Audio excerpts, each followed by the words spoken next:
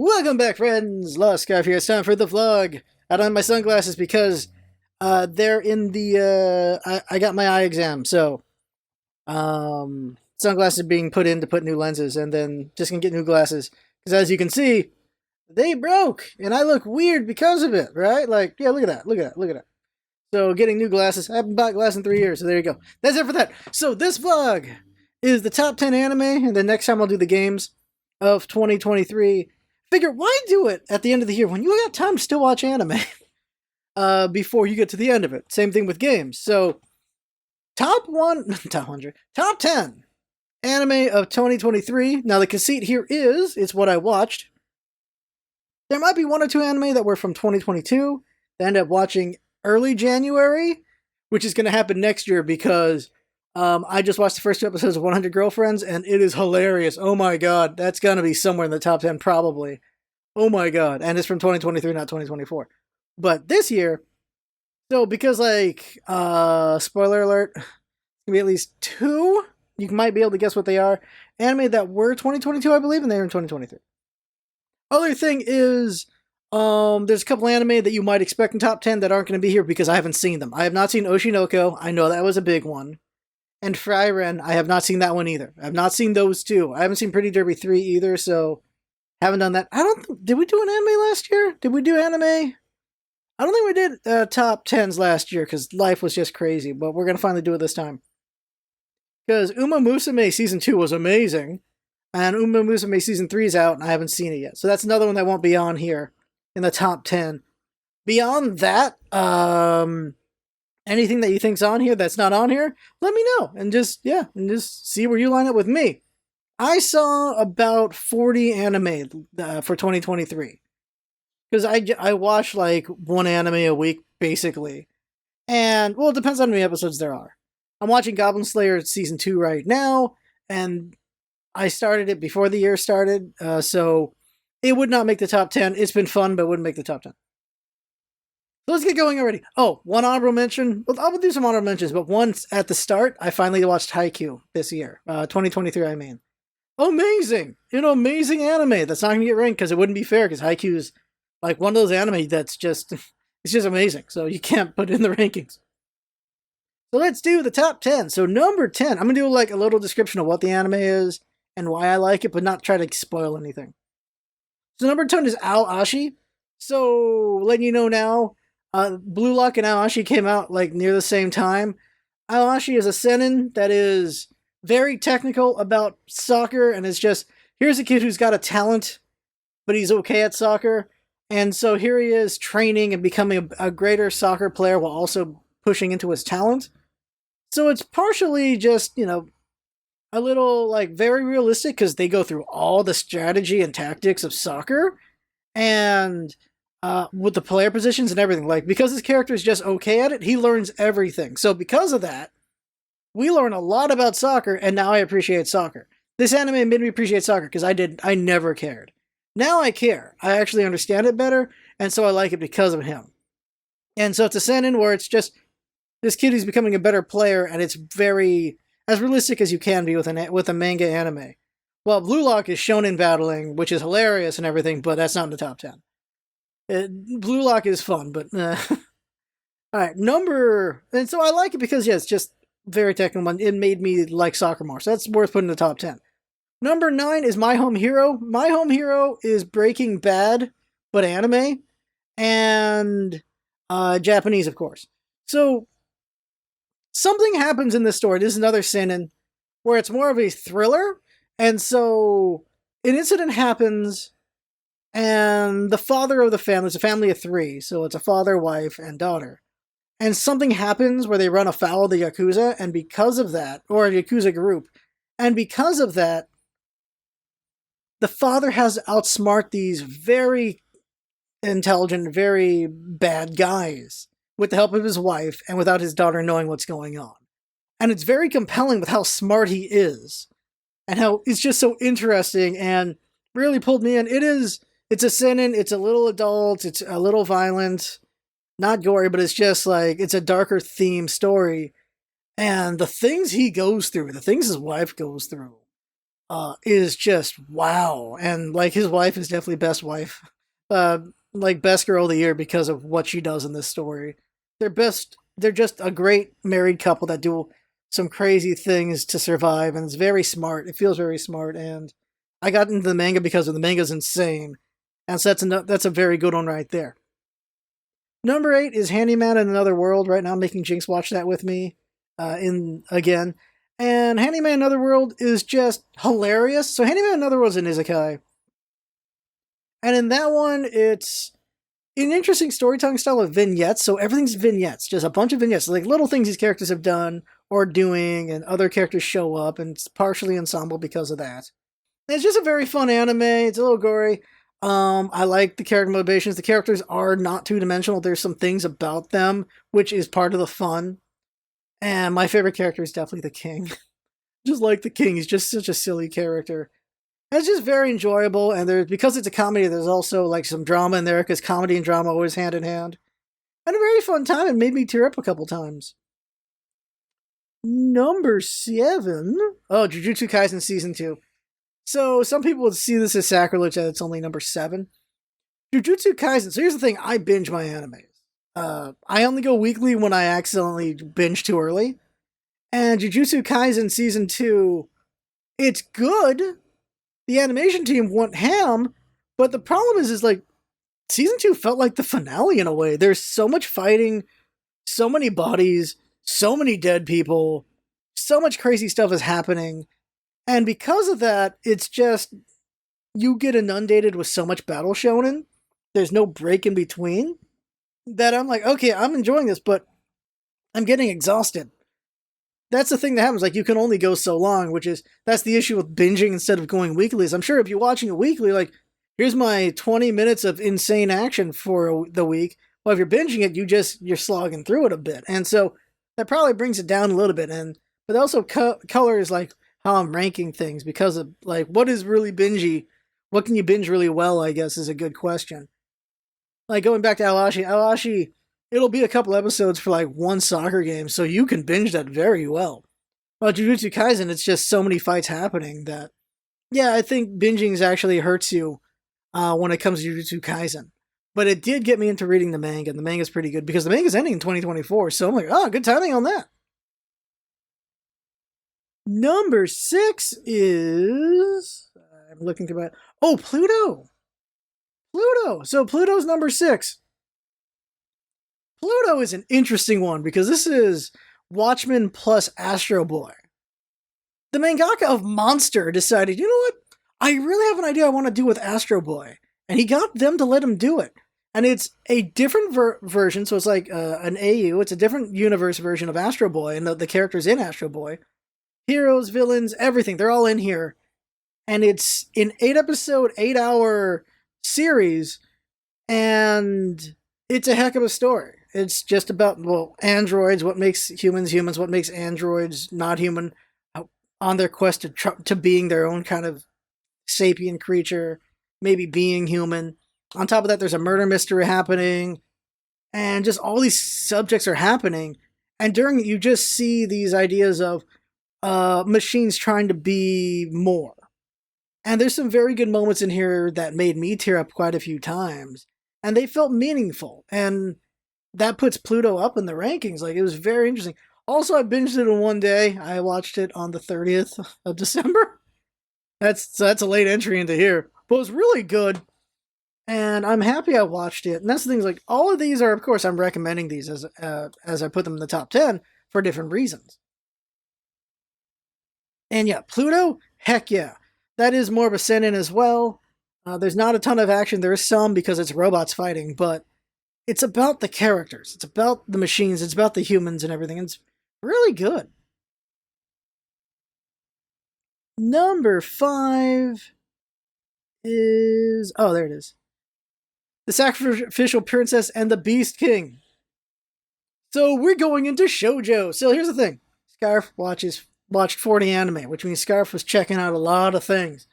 I watch every genre, and I would say except harem. Like, I never liked harem because of Tenchi Muyo, because is like he's never gonna pick my girl. So harem is not normally picked, but 100 Girlfriends is kind of harem, so I guess that's gonna break the mold there for next year. But I watch everything. So I also watch shoujo. The only thing I don't watch is josei, because josei is really rare when it comes to, they happen, but joseis are very rare. So I watch shoujo, shonen, and seinen if you go for the 4 demographics. And so this is the one shoujo entry here. There might be another one. So it's The Sacrifice Princess and the Beast King. This is the Beauty and the Beast, but anime. And it's a very much a character-driven story. There's also romance in there, of course, because it's shoujo, but it is about... It's this human girl who goes to this kingdom of beasts, and she's to be sacrificed to the king of beasts. And things happen where he decides to make her his wife. That's the first episode. And just going from there is just her dealing with the prejudices of the beast people, and just her going over the prejudices of her people against the beast people, and just all these things, a lot of political intrigue, a lot of romance. And she does things that I wasn't expecting, because I was like, okay, I assume they're going to do these things with her character. And they don't. They do some other things. But the important thing is, there is a thing about shoujo protagonists, and that is, they're determined and they will push through for what they want and for love. And that is always a through line for all shoujos. But it's how it's done is the question. And this was done well. It wasn't predictable in a lot of ways. There's certain things that are predictable because it's shoujo's a shoujo, but there are things like, I didn't see that coming, and I'm pleasantly surprised, and that's a good thing. And I got some real good cliffhanger surprises from this one. It was very fun at times, very cute, and it's a complete 24 episode or 26 episode season. Once you're done, you're done. And if you're a fan of this, I heard Magus Bride's another one, so I gotta check that one out at some point too, but that one's still going, so. Yeah, I'm happy with that one. Very good with that. Number 4 is, where is it? Ah. Level 1 Demon Lord and One Room Hero. So this one is an interesting one where 10 years ago, the hero and his party killed the Demon Lord. And the Demon Lord's like, I'll be reincarnated someday and I'll come back. So 10 years later, they reincarnate and they're now a level 1 Demon Lord. And they're like, oh, I can't wait to see the hero. How's he doing? They go see the hero. It's been 10 years. It's been 10 years apiece. The hero's just washed up. He's just a washed up guy because everyone forgets heroes eventually. That's just a commentary there. And it's just about, there's some reminiscing going on, seeing how this guy has become who he is, him dealing with that, fighting, just being washed up and wanting to be something better than that, or just remembering his glory days, a lot of things like that. You see the other party members and see how they're going through things. There's some really good comedy happening at points. There's some ecchi. There's some action. The action's pretty good. And it wraps up pretty well for a 12-episode season. A very good single-season anime. And I was very happy and very satisfied with where they go and what they do. Not everything gets answered, but a lot of fun things happen. A lot of good things happen. And I was satisfied with it. And that's why it gets number 4. It was just a satisfying single season. I was very happy watching that one. And yeah, that was a fun one. Okay, top 3 these are arguably could be switched with each other, so let's do honorable mentions before that. Honorable mentions, Demon Slayer was another good season, but like, not top 10. Sugar Apple Fairy Tale was another shoujo I watched, which is way more melodramatic, but kind of fun, so I like that one a bit. Another one is Spy X Family. I saw season 2. It was cute. I liked Yor's growth in that one. And I wish there was more. Can't wait to see the movie. Oh, Aharen. So this anime, Aharen, it's a very slow-paced comedy. Very rare to see a slow-paced comedy. Kind of reminds me of Polar Bear Cafe. When they hit, the jokes are very good. Nagatoro season 2 was just fun. Mashal. Mashal season 2 is coming out 2024. Mashal was fun. I liked Mashal. It's just, at a point, it's just, well, this is the joke. But the jokes are funny, but that's just the joke with Mashal. Mashal is the one where everyone has magic except this one guy who's just really buff. So his magic is he's strong. That's the joke. Vending Machine Isekai was actually surprisingly not bad. House Husband 2, of course, fun. Oh, the ones that were close, that got like 11th and 12th. Romantic Killer was an amazing reverse harem. That was really good. It was in the top 10 until Pluto showed up. Or was number 12, I don't know. Because Maopone was also very good. Maopone it's like Haikyuu, but it's judo with 4 really cute just high school girls. What I appreciate is they're actually high school girls. They're not ecchi high school girls. They're just high school girls who enjoy judo. And you get to learn judo, and they're very technical. And it's a really fun, actually 6 girls, 6 judo girls. And it's very fun, and they make their opponents fun too. So there's no true antagonist. There's just the ones that they can't beat or that they're going to try to beat someday kind of thing. It's a good sports anime. I wasn't expecting to like as much as I did. I was like, oh, judo, let's check it out. And I really liked it. It was number 11 or 12, and I recommend it. It was just a sweet time. You really feel the love of the game with those characters. So, top 3. All right, so here we go. Number 3. It did start last year, ended this year, in 2023. Isekai Oji-san. Isekai Oji-san was amazing. So many laughs. I could not stop laughing. It was just such a fun time. Good action. There is some some of the ecchi they did in that one. But it's very funny. Could not stop laughing a lot of times. Laughed till I cried maybe 2 or 3 times. It was just such a fun time. It was a very, very fun time. And I just want more. Evidently, I really enjoy when tsunderes feel pain, and Isekai Oji-san hurts the tsundere girl so bad in so many ways. It is so delicious. And it was number 1, I'm sure, for a while. And then other animes just got there. And maybe on a different day, I would put Isekai Oji-san at number 1. I want to cosplay as this guy, because I can look like him to an extent. The cosplay just didn't come in time. So number 2...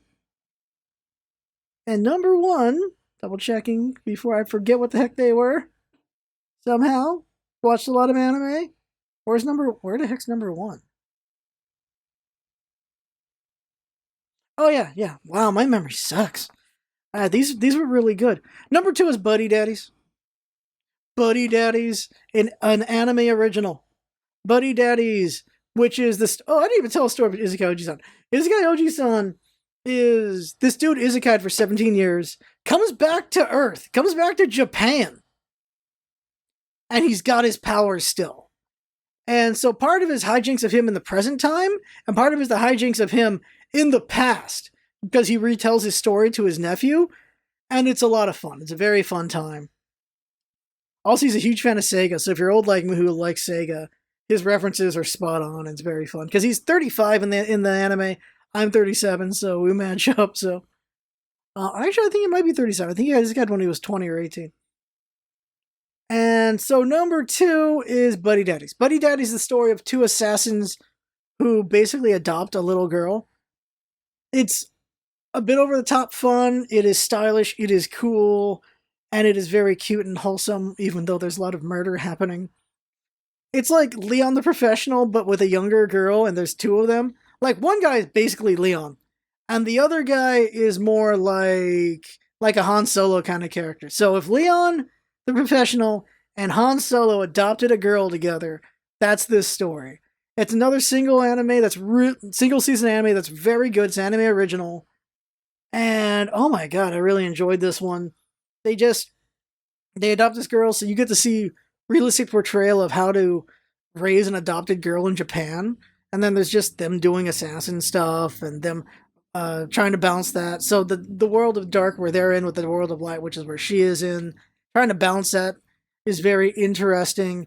It was a lot of fun, and I'm just satisfied by the end of it. I'm very satisfied with where it ended, and I'm happy with that one. Number 1 is one that did not end when their season ended. There's going to be another season, hopefully. It is a manga darling. It is Helsk. It's basically Hercules, but pronouncing Herc in Japanese, so Helku, something like that. That's it. Helk is a medieval fantasy story, not an isekai, medieval fantasy about basically Hercules, and he wants to destroy the kingdom of the humans. He goes to the kingdom of demons and wants to destroy the kingdom of the humans. And I was like, oh, that's an interesting idea. And I start watching the anime. I'm like, oh, this isn't anything special. I don't know. Like, he just looks so goofy. He looks so silly. He's just a giant brick house of a man. That's it. And then the jokes started rolling in. And then the action started happening. And then more jokes. And then more action. And then there's drama. And then I laughed so many times. And I cried so many times. And I was excited so many times. And there's these cute moments too. There was so much going on with Hulk. It is such an amazing story. And there's a joke in like episode 8. It takes such a long time to wind it up, but when the joke hits, I had to pause. I had to pause the anime because I was crying with laughter. It was like, oh my god, that joke hit so hard. I think it was episode 8. It was just such a good wind up. I was like, you gotta be kidding me. So good. And there's just great moments. So many great moments in Hulk. And when it ended, I was crying. And the story's not over. We need another season, but it ended in a great spot that made me so emotional. Like, they did a good job with the tension. They did a good job with paying it off. And I'm so happy with Hulk, because that made it anime of the year for me. It was just such a big surprise and so good that it was anime of the year. Same thing with Isekai Oji-san. I didn't think anything. I'm like, oh, let's check this out. And it was amazing. Buddy Daddies, I saw the description, like, that sounds like fun. I'll check it out. And it was just really good too. The top 3 are all amazing. Well, the top 10 are all very much worth watching. Of course, I'm recommending all of them. They're all worth watching for different reasons.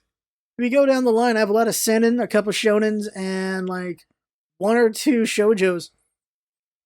Very fun time. Had a very fun time in 2023. It was a great year. 24 is already looking good as well.